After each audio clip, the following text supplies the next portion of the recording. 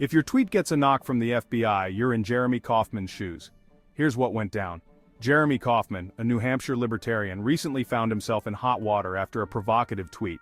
The FBI showed up at his door, very likely to question him over a post that deemed anyone who assassinated Vice President Kamala Harris an American hero. Now let's break this down. The First Amendment of the U.S. Constitution states, "Congress shall make no law abridging the freedom of speech."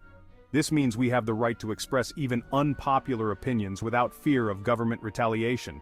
While the post was controversial and ultimately deleted so as to not violate platform guidelines, the FBI's visit raises serious concerns.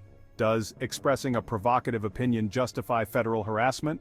Libertarian presidential candidate Chase Oliver condemned the post, but emphasized it misrepresents libertarian principles. The incident fuels the debate on political rhetoric and free speech. So is this a necessary precaution or a violation of constitutional rights? The American Founding Fathers considered the First Amendment the most sacred and core of all the amendments. They believed that the freedom to express one's thoughts and opinions was fundamental to a free society. Great leaders once said, "I may not agree with what you say, but I will defend to the death your right to say it." This principle underscores the importance of protecting free speech, even when the opinions expressed are controversial or unpopular. The far more egregious offense here is that FBI officers are violating the rights of free Americans and trying to intimidate them for no crime whatsoever. The FBI should be embarrassed and ashamed of themselves for failing to uphold the American value of free speech. Taxpayer money is being wasted sending FBI officers to intimidate people who do nothing but embrace their First Amendment privilege.